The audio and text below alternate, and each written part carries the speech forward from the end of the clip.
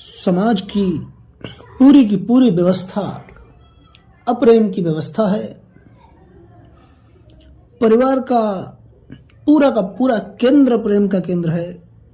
बच्चे के कंसेप्शन से लेके उसके गर्भधारणा से लेके उसकी मृत्यु तक की सारी यात्रा अप्रेम की यात्रा है। और हम इसी समाज को, इसी परिवार को, इसी गृहस्थी को सम्मान किए जाते हैं, आदर किए जाते हैं, शोरगुल मचाए चले जाते हैं कि यह बड़ा पवित्र परिवार है, बड़ा पवित्र समाज है, बड़ा पवित्र जीवन है। और यही परिवार और यही समाज और यही सभ्यता जिसके गुणगान करते हम थकते नहीं हैं, यही सभ्यता और यही समाज और यही परिवार मनुष्य को परमात्मा से रोकने का कारण बन रहा है। इस बात को थोड़ा समझ लेना जरूरी होगा। मनुष्यता के विकास में कहीं कोई बुनियादी भूल हो गई, यह सवाल नहीं। एक आध आदमी ईश्वर को पाले, कोई कृष्ण, कोई राम, कोई बुद्ध, कोई क्राइस्ट ईश्वर को उपलब्ध हो जाए, यह कोई सवाल नहीं। अरबों खरबों लोगों में से एक अगर आदमी के जीवन में ज्योति उतर आती है तो ये विचार करने की कोई बात नहीं है। इस पर कोई हिसाब रखने की भी जरूरत नहीं है। एक माली एक बगीचा लगाए, उसमें 10 करोड़ पौधे लगाए और एक पौधे में एक छोटा सा फूल आए, तो उस माली की प्रशंसा करने कौन जाएगा? कौन कहेगा माली तो बहुत कुशल है, तुमने बगीचा लगाया है तो बहुत अद्भुत है, देख 10 करोड़ वृक्षों में एक फूल खिल गया है।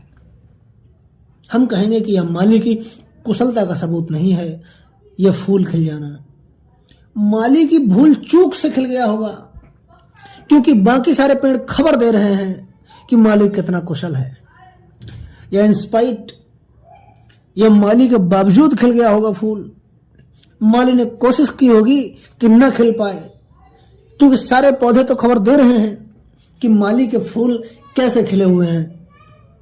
अरबों लोगों के बीच कभी एक आध आदमी के जीवन में ज्योति जल जाती है और हम उसी शोरगुल मचाते रहते हैं हजारों सालों तक, उसी की पूजा करते रहते हैं, उसी के मंदिर बनाते रहते हैं, उसी का गुणगान करते रहते हैं।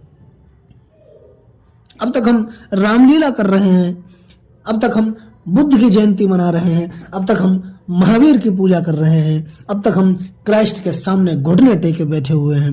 ये किस बात का सबूत है? इस बात का सबूत है कि 5000 साल में 5-6 आदमियों के अतिरिक्त आदमियत के जीवन में परमात्मा का कोई संपर्क न हो सका। नहीं तो कभी का हम भूल गए होते राम को, कभी का हम भूल गए होते बुद्ध को, महावीर को, क्राइस्ट को। महावीर को हुए 2500 साल हो गए। 2500 साल में कोई एक आदमी नहीं हुआ कि महावीर को हम भूल सकते। महावीर को याद रखना पड़ा है।